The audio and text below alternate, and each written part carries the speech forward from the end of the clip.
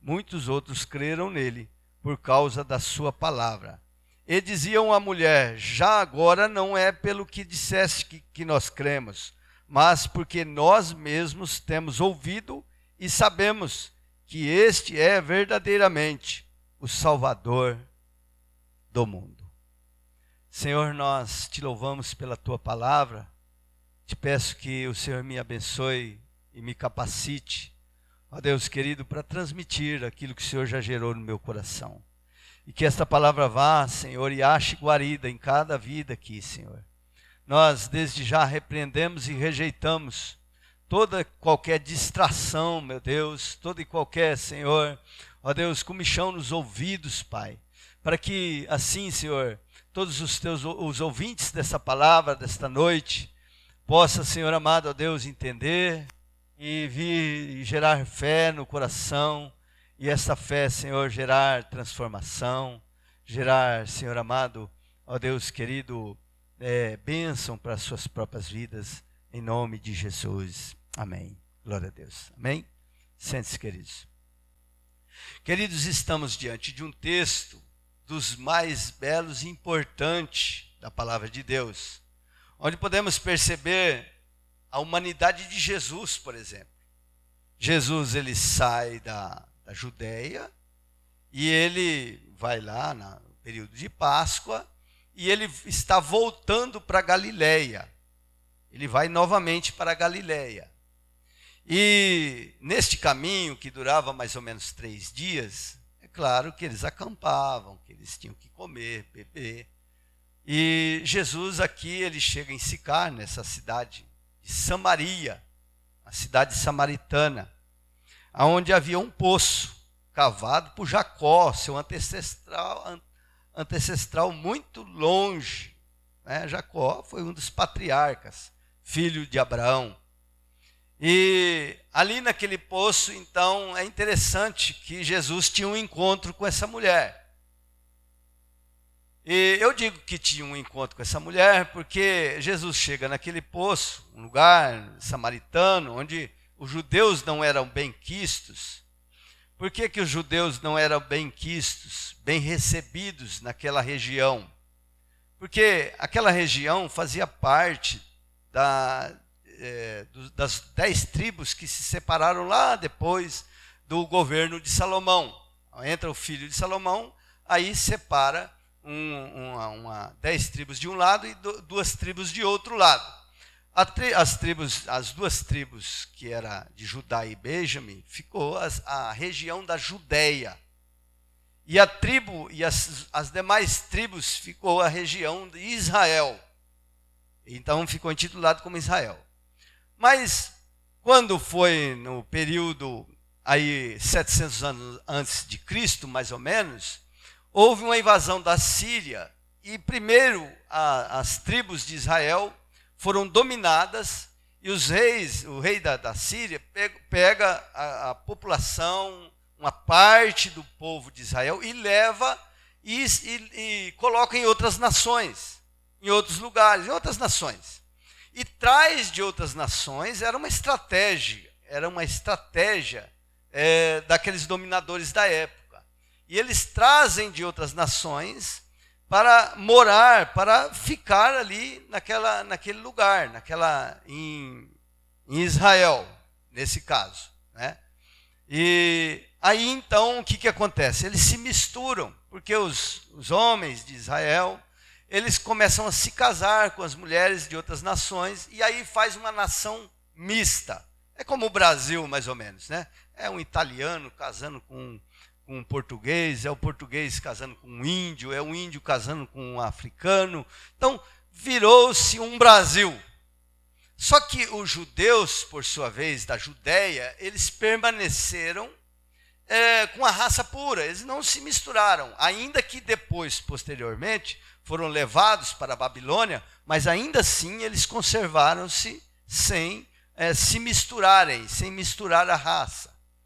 E por conta disso, queridos, os samaritanos, eles eram odiados o povo da Judéia, o pessoal da Samaria e da Galileia, e principalmente de Samaria, eram odiados pelo povo da Judéia. E por conta deles serem uma raça mista, eles não podiam ir e congregar no templo de Salomão, que era em Jerusalém, na Judéia. E por causa disso, então, aqueles que governavam Samaria e aquela região da Galiléia, eles fizeram um templo no Monte Gerizim. E este Monte Gerizim fizeram um templo para a adoração deles. Eles adoravam a Deus. Só que aí eles fizeram e se estabeleceram no lugar. E as pessoas que iam crescendo em Samaria, eles já tinham essa ideia, convicção, de que o Monte Gerizim era o lugar que se adorava a Deus. E o povo da Judéia dizia que era em Jerusalém, no Templo de Salomão. Então havia essa divisão. Tanto era essa divisão tão assim acentuada, que quando a gente vê, eu não me recordo o texto agora, quando os judeus, os religiosos queriam xingar Jesus, tem um dos textos que diz assim: não é este o samaritano cheio de demônios? Então, chamar um judeu de samaritano era xingar ele, era rebaixar ele. Então era assim muito forte, muito acentuado, e isso acontecia. E Jesus, por sua vez, por ele sair da Judéia e ter que ir para Galiléia, uma das cidades que ele estava estabelecido, ele tinha que passar por Samaria. E passando por Samaria, chega a este poço, que era o poço de Jacó, um poço que havia sido furado, e ali era a fonte de água para toda a cidade, não tinha água encanada. As pessoas saíam da cidade e iam buscar água naquele poço. E ele chega, então tinha esse encontro com essa mulher. Por que eu falo encontro? Porque, na verdade, Jesus pega e manda os discípulos irem comprar comida. Quantos discípulos Jesus tinha que andava com ele? Quantos? 12. Então tinham 12 discípulos. 12 discípulos para comprar comida e ele ficar sozinho. Então já era uma estratégia de Jesus. Aquela mulher não sabia que ia ter um encontro com Jesus. E é sempre assim, né, queridos? Nós nunca sabemos. Jesus marca o encontro conosco, mas nós não marcamos o encontro com Jesus. Não é? Sempre assim. Às vezes você está aqui a convite de alguém, você veio ou vai a uma igreja ou vai a um lugar, não é? Às vezes vai lá no encontro, né? Uma batalha danada, e vai, leva você. Você não sabe que você vai ter um encontro com Deus. Mas Jesus já sabe, Jesus já marcou de antemão. Talvez você está aqui convidado hoje, você não sabia, mas você já vai sair daqui transformado, liberto, curado para a glória e louvor do nome do Senhor. Aleluias. Porque todo mundo tem um dia, não é?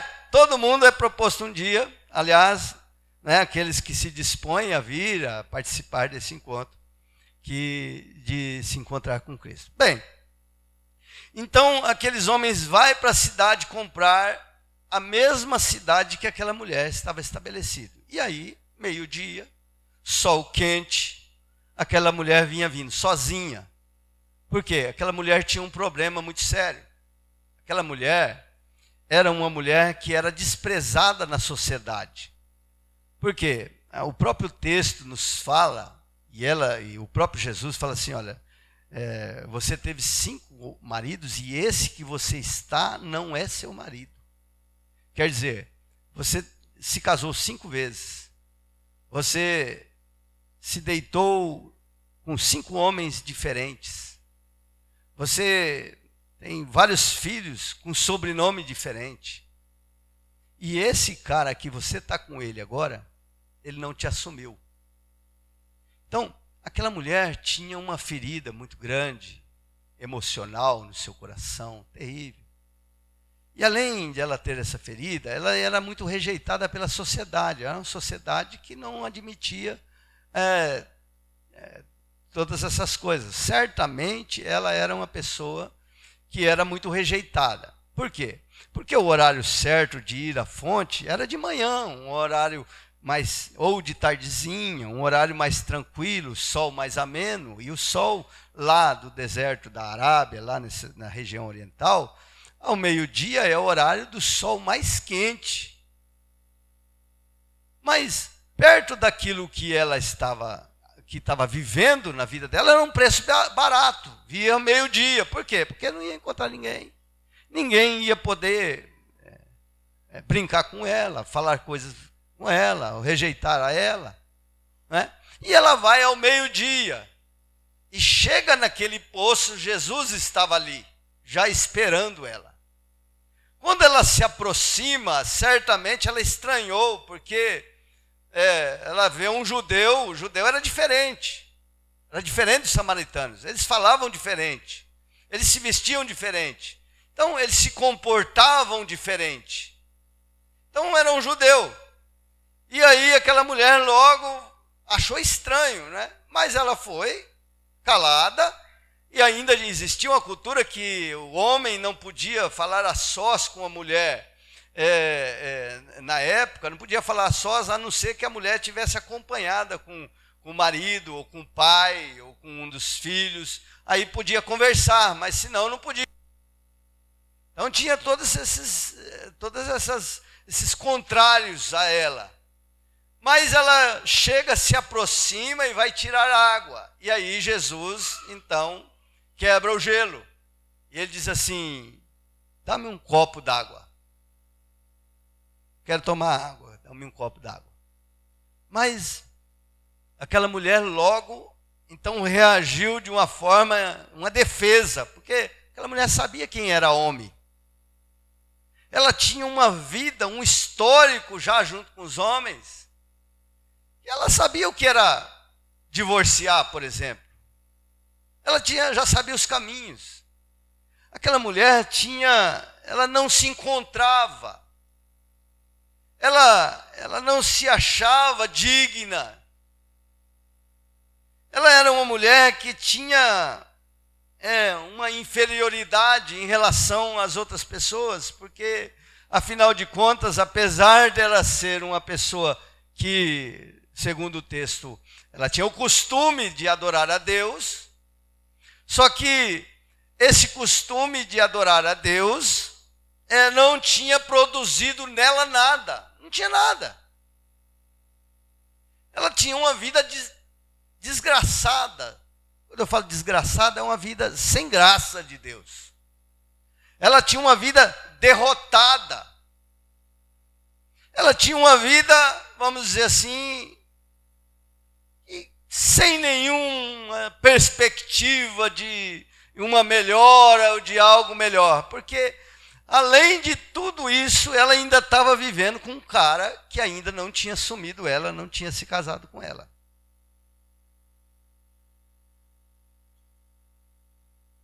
Então ela, numa reação de defesa, ela diz assim: peraí, mas você sendo judeu pede água a mim? Que sou samaritana? Tem alguma coisa errada aí. Tem alguma coisa estranha. Mas aí Jesus, ele fala assim: olha, você não sabe quem te pede de beber. E Jesus era um jovem, né? 30 anos, um cara jovem, né? Você não sabe quem que te pede de beber. E aí, ele, falando com ela, disse assim: olha, se você soubesse, eu ia te dar um rio. Você não conhece o dom de Deus, e dom, a gente pode traduzir para o presente. Eu ia te dar um presente. E sabe que presente é esse? É um rio. Um rio de águas vivas. E rio de água viva, lá na região que eles estavam, queridos, era uma coisa assim, absurda. Era algo fora do comum. Aquela mulher não estava entendendo a questão espiritual. Ela disse assim: peraí, um rio de água viva? Sim, um rio de água viva. Mas, vem cá, tem essa fonte, porque o rio de água viva, queridos, é uma nascente caudalosa. É caudalosa que fala? Não sei. Uma nascente muito forte, uma água corrente. uma água corrente. E o poço de Jacó era um lugar, queridos, onde se tirava água. Tinha sim uma nascente, era uma cisterna. Só que essa nascente não era água corrente. Então, fica aí para nós aí, né, queridos? Porque às vezes a gente passa a nossa vida inteira buscando em um poço que tem sim água para beber. Só que esta água, ela é muito pouco perto daquilo que Jesus quer entregar a nós. Ela até traz uma satisfação, até mata uma sede. Só que perto do que Jesus tem para cada um de nós, de experiência de vida com Deus, porque aqui Jesus está falando da vida espiritual, perto daquilo que Jesus tinha, perto de um rio de água viva, não era nada aquela cisterna. Então, fica aí algo que o Espírito Santo está dando para mim aqui agora. Às vezes, queridos, nós passamos a vida inteira só tirando água do poço para sobrevivência. E aí, na outra semana, estamos tirando água do poço. Na outra também, na outra também. Isso é importante, garante a sua sobrevivência. Só que o que o Senhor quer e tem para nós vai muito mais além disso, queridos. Rios de água viva é algo que você pode saciar, e não só saciar, mas é algo muito grande, você pode viver uma experiência com Deus sobrenatural. Isso, queridos, só depende de você querer e aceitar que este rio venha florescer através da sua comunhão, através da sua busca, através de você se dispor, queridos, a buscar este rio ou aceitar este rio como um presente da parte de Deus para a sua vida. E aquela mulher desse rio de água viva falou assim: e se eu te der esse rio, você nunca mais vai ter sede. Porque da água do poço de Jacó, você tira essa água e bebe, e você vai ter sede de novo. Está entendendo, queridos? Você vem aqui hoje, recebe essa água que eu estou entregando da parte de Deus para a sua vida. Aleluias. Mas essa água, queridos, você precisa constantemente estar vindo buscar, claro. Mas o que Deus quer para a sua vida, querido, é que você se entregue, que você mergulhe, é que você esteja mergulhado no Espírito Santo. E não só hoje você recebe essa porção de água, mas amanhã você esteja nadando no Espírito Santo, aleluia. Depois de amanhã, e você tenha uma vida mergulhada, e a sua sede, você nunca mais vai ter sede, porque você vai estar sempre satisfeito com tanta revelação da parte de Deus, tanta provisão de Deus para a sua vida, tanta palavra dada para o Senhor da sua vida. Você mesmo vai na fonte, aleluia, você mesmo vai mergulhar nessa fonte e nunca mais você vai ter sede, aleluia. Pelo contrário, você vai saciar outras vidas. E aí, ela disse assim: bem, então tá bom, eu quero esse negócio para mim. E aí, então, Jesus disse assim: tá bom, é um presente? Presente. Então eu quero. Dá-me desse rio aí, dessa água. Aí Jesus disse assim: tá bom, eu vou te dar. Agora, então vamos fazer o seguinte, só que você vai lá e você chama seu marido. E aí você vem cá e recebe. E aí, queridos, complicou, porque ela disse assim: bom, é o seguinte, se o senhor quiser me dar alguma coisa, é só para mim, porque eu não tenho marido. Eu não tenho nenhum homem na minha vida, eu não tenho. Se o senhor quiser que eu receba alguma coisa, eu estou aqui. Mas eu não tenho marido. Aí Jesus disse assim: disse bem, tivesse 5 maridos, e esse que você tem não é seu marido. Aí aquela mulher que via Jesus como judeu, um judeu, começou e despertou e abriu seus olhos para Jesus de uma outra forma. Agora ela via Jesus como um profeta. E ela então disse assim: bem seis que tu és profeta. Por quê? O profeta era aquele que denunciava o pecado, queridos, das nações, das pessoas. O profeta é o Natã, que foi em Davi e falou assim: ó Davi, você fez isso, isso e aquilo, você matou, você adulterou. O profeta é aquele que denunciava, que falava, que recebia de Deus e denunciava. Então logo ela entendeu que aquele homem era um homem que foi enviado por Deus, a saber, um profeta. Por quê? Porque o seu pecado foi desnudado diante dela.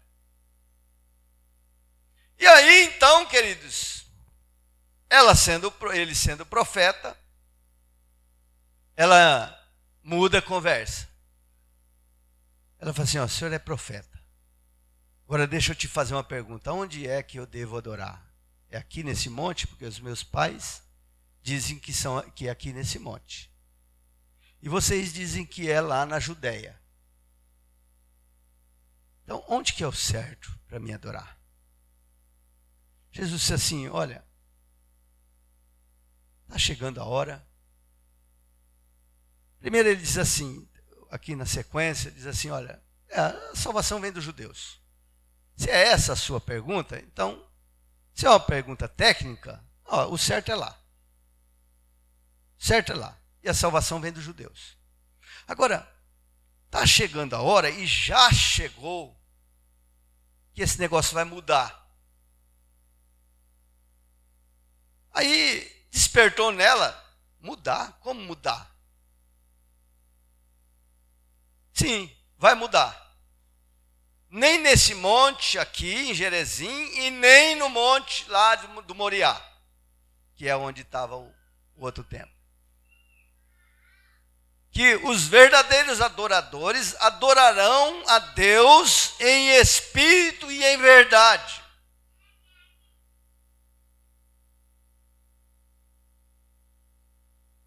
Então, ela fala assim: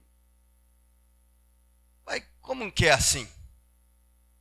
Porque essa pergunta, queridos, eu quero trazer para nós aqui rapidinho. A primeira coisa que ela pergunta é o seguinte: a verdade é que ela dizia assim, essa pergunta que ela faz: aonde que é que devemos adorar? Mas a verdade é que o coração dela gritava o seguinte: já que o Senhor é de Deus, aonde é que eu acho Deus? Porque eu tenho vindo aqui no Monte Gerezim desde quando era pequena, criança.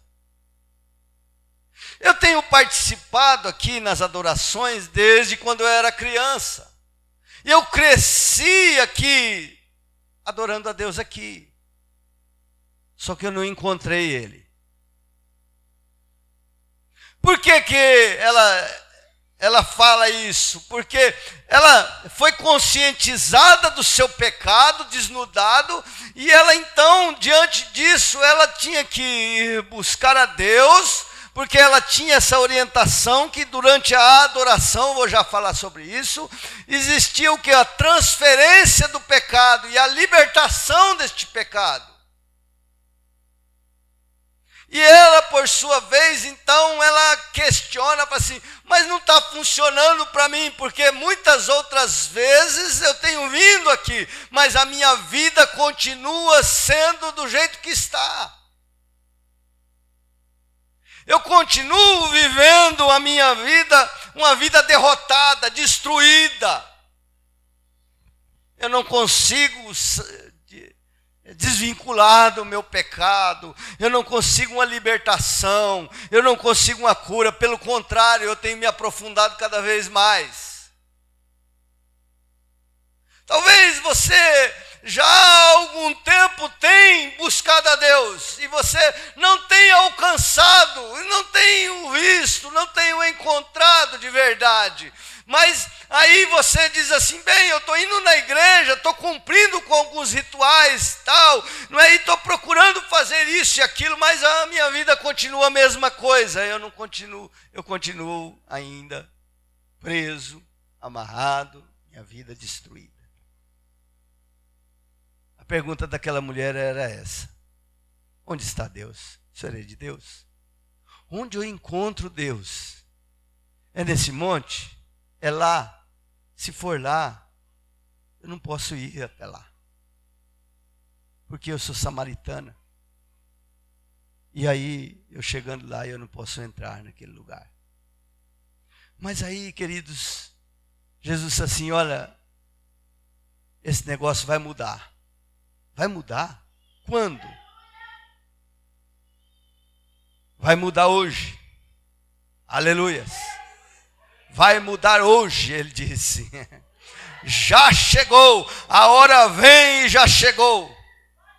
Que não é um ritual lá e nem aqui. A adoração vai ser direcionada a Ele, diretamente a Ele. Não vai precisar mais de ritual, disso e daquilo. Agora, para nós entendermos melhor, queridos, é importante nós entendermos o que era adoração para aquela mulher. Porque quando a gente fala adorar a Deus, o que você logo na sua cabeça você vai pensar? O que você pensa? Não, adorar a Deus é você erguer as mãos, é você glorificar a Deus, é você falar coisas bonitas a Deus, é você falar, não, Senhor, o Senhor é grande, o Senhor é maravilhoso, o Senhor é isso. Essa é a nossa ideia de adoração, é verdade ou não é? Só que isto, queridos, é só um acessório de um adorador. É só um acessório. Porque, vamos entender na cabeça daquela mulher, quando você olha lá para Gênesis, no capítulo 22, o que é adorar a Deus? No Gênesis capítulo 22, diz assim, deixa eu só marcar aqui para mim não me perder aqui. Aonde Abraão foi levar o seu filho para ser dado a Deus em holocausto. A adoração, queridos, ela tinha a ver com muito mais do que erguer as mãos. A adoração, ela acompanhava, queridos, um sacrifício de um animal. O sacrifício de um animal fazia parte da adoração. Porque a adoração é se prostrar, é se curvar, é se render se render a Deus, é se render à vontade e o querer do Senhor. Isso é adoração. O significado de adorar é se curvar. Quando você se curva à vontade e o querer de Deus, então aí você passa a ser um adorador a Deus, ou de Deus. Então aí você passa a ser um adorador. Só que a adoração no Antigo Testamento, ela tinha um viés diferente, que acompanhava um sacrifício. E qual era o sacrifício? Olha lá no 22, a partir do versículo 5, diz assim, ó. Quero aqui rapidinho, só para os irmãos terem uma ideia. Então disse a seus servos, esperai aqui com o jumento, eu e o rapaz iremos até lá, e havendo, o quê? Ajuda eu aí. Havendo adorado, voltaremos para junto de vós. Tomou Abraão a lenha do holocausto e a colocou sobre Isaque, seu filho. Ele, porém, levava nas mãos o fogo e o cutelo. Assim caminhavam ambos juntos. Quando Isaque disse a Abraão, seu pai, meu pai, respondeu Abraão, eis-me aqui, meu filho. Perguntou-lhe Isaque, eis o fogo e a lenha, mas onde está o cordeiro para o holocausto? Respondeu Abraão, Deus proverá para si, meu filho, o cordeiro para o holocausto e seguiam ambos juntos. Abraão recebeu uma ordem da parte do Senhor para que entregasse o seu filho em sacrifício. Abraão arruma as coisas, 3 dias de viagem. Abraão não fala nada para ninguém. Ele não fala nada para ninguém, queridos. Ele vai indo, vai caminho fora. Só que quando eles chegam no Monte Moriá, lá distante, eles falam assim para os servos: fica aqui, que eu e o meu filho nós vamos ali adorar. Quando ele sai, lenha, fogo, cutelo, faziam parte do holocausto, da adoração. Acendeu uma luz amarela para Isaac. Falou: peraí. Depois que ele fala assim, nós vamos ali adorar, acendeu essa luz para Isaac. Sim, mas cadê o animal? Meu pai, cadê o cordeiro? Por quê? Porque na cabeça de Isaac e na cabeça de Abraão e das pessoas do passado, o cordeiro fazia parte do holocausto. A adoração que envolvia a morte de um cordeiro. O cordeiro de 1 ano era levado para casa, separado, depois era levado ao sacerdote, o sacerdote levava, examinava aquele cordeiro, e aí levava no altar. O altar não era o púlpito, nós chamamos de púlpito. Isso aqui não é o altar da Bíblia. O altar da Bíblia era uma grande pedra, onde o animal era amarrado, colocado sobre aquela pedra, e uma faca era enfiada na jugular do animal. E aí o sangue descia, o animal ficava ali se batendo ali, o sangue descia e ia descendo em uma bacia, até que o animal morresse. Depois o sangue era aspergido, era feito algumas coisas com sangue, e aí o animal era queimado sobre uma fogueira. Essa era a adoração. Então, acendeu e falou: cadê o animal para nós matarmos? Deus vai prover. Então aquela mulher, ela ficou confusa, falou assim: peraí, mas eu sou templária, o meu negócio é no templo, é pegar o cordeiro, é levar o cordeiro lá, é matar o cordeiro. Como é que é esse negócio? Não vai existir mais templo? Não precisa mais templo? Não. Jesus disse assim: não precisa mais templo. Por quê? Porque o templo agora é você. E não existe mais sacerdote, o sacerdote que pega o animal, examina o animal. Não. O sacerdote agora é você também.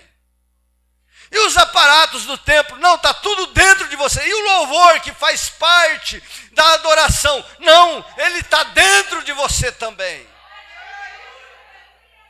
Você é o templo, as coisas vão acontecer a partir de agora, é dentro de você e está inaugurando hoje essa nova adoração. Aí aquela mulher, ela olhou e ela disse assim: não, tudo bem, eu gostei muito da ideia. Eu gostei muito disso.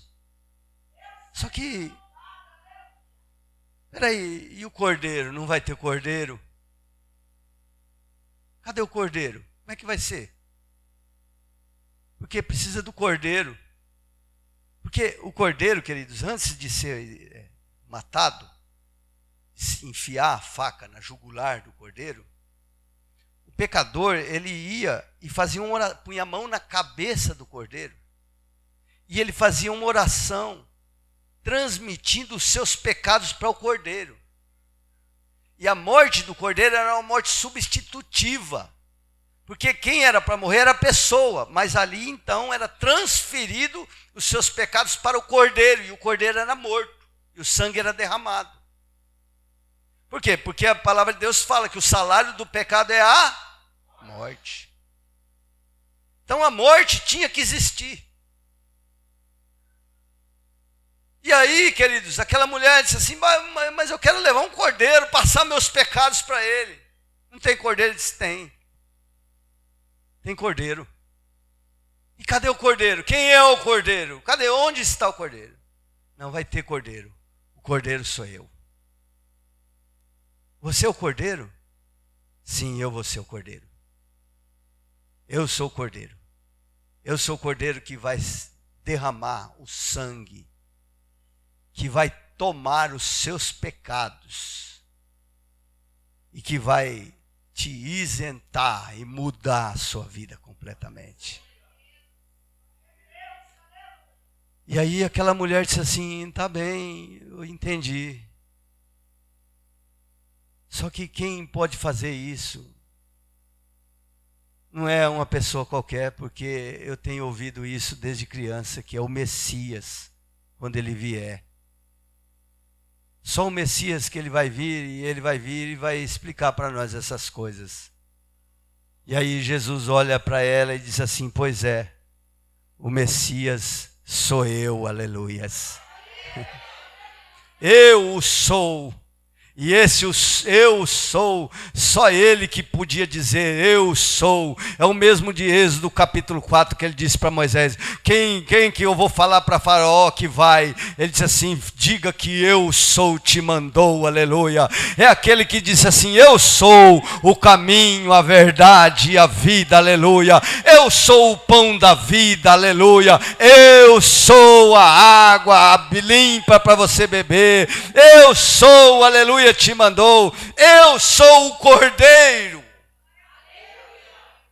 Então adoração, queridos, nós entendemos que tem que ter muito mais do que a mão erguida, muito mais do que um louvor nos lábios, mas adoração em primeira coisa tem que ter arrependimento, transferência do pecado para o cordeiro. E a transferência do pecado para o cordeiro, nos dias de hoje, queridos, está lá em Atos dos Apóstolos 3,19, diz assim, arrependei-vos, portanto, e convertei-vos, para que assim sejam apagados vossos pecados. Transferência de pecado ao cordeiro. Adoração tem a ver com transferência de pecado, com arrependimento.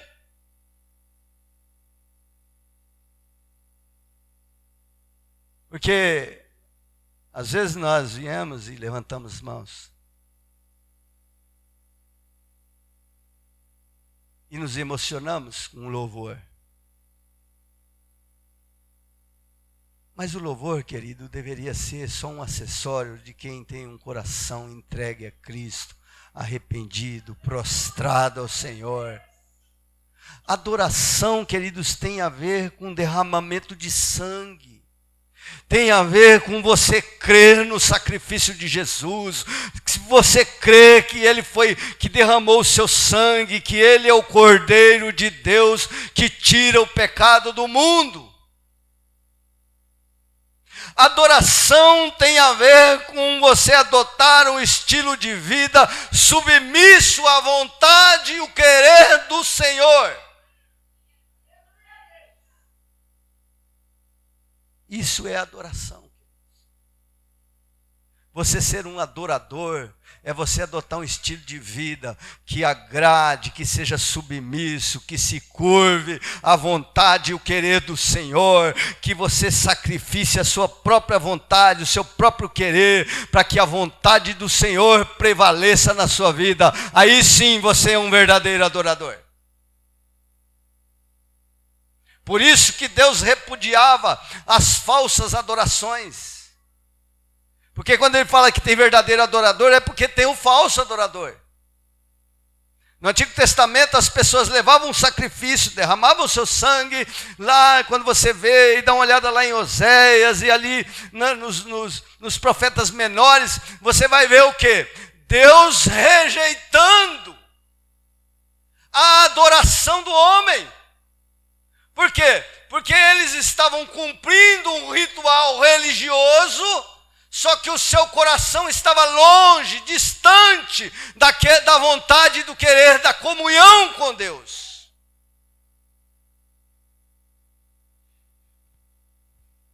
Então, Adoração, queridos, não é simplesmente você cumprir com o rito, mas é você ter uma vida entregue a Deus de verdade, arrependimento dos seus pecados, crendo que o sangue de Jesus é suficiente para perdoar os seus pecados.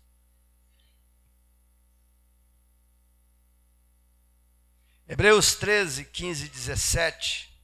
Hebreus. Deixa eu ver se eu acho Hebreus. Põe lá, meu. Hebreus.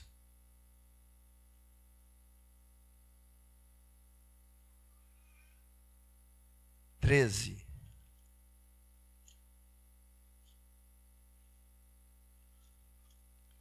15, 17 diz assim, 15 a 17. Por meio de Jesus, pois ofereçamos a Deus sempre sacrifício de louvor, que é o fruto de lábios que confessam o seu nome. O que é o sacrifício de louvor? É o fruto do lábio que confessa o seu nome. Que confessa o seu nome. Não negligencieis igualmente a prática do bem e a mútua cooperação, pois com tais sacrifícios Deus se compraz. Obedecei aos vossos guias e sede submissos para com eles. Aqui. Então, o que é adorar? É oferecer sacrifício, faz parte da adoração. Mas agora diz que é o sacrifício de louvor a Deus, é o fruto dos nossos lábios que confessa Jesus Cristo como Senhor. Agora, uma boa pergunta para nós mesmos. Eu tenho confessado Jesus diante deste mundo aí fora? Lá no seu trabalho, lá na escola onde você está, na família que você convive, as pessoas olham para você, você confessa Jesus.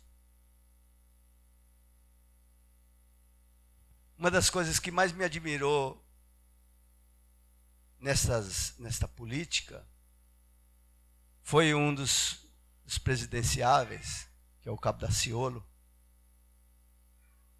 A ousadia diante das câmaras, diante das pessoas, de confessar Jesus, de falar de Jesus. Queridos, aquilo ali encheu meu coração de alegria, porque a gente não vê essas coisas, é verdade ou não é? Nós não vemos isso aí. Mas nós podemos contemplar que Deus levantou alguém diante de uma mídia, queridos. E diante do mundo, porque ele foi uma das pessoas que se destacou nos debates. Provavelmente ele não vai ganhar, eu acredito que vai ter uma porcentagem muito pequena. Mas, queridos, ele cumpriu com o propósito que Deus deu a ele. De confessar Jesus, fruto do seu lábio, louvor a Deus, aleluias. Muitas vezes, queridos, nós estamos diante das pessoas e diante da sociedade, e as pessoas nem sabem quem nós somos diante de Deus. E aí nós chegamos e levantamos a mãozinha. E dizemos que somos um adorador. Queridos, adorador é aquele que confessa com a sua boca, do fruto dos seus lábios, é a confissão da sua boca, que Jesus Cristo é o Senhor. Levantar a mãozinha, cantar é gostoso, eu gosto também. Dizer que Jesus é lindo, maravilhoso. Puxa, eu gosto, é tão gostoso, é maravilhoso. Só que isso é um acessório de um adorador verdadeiro, queridos.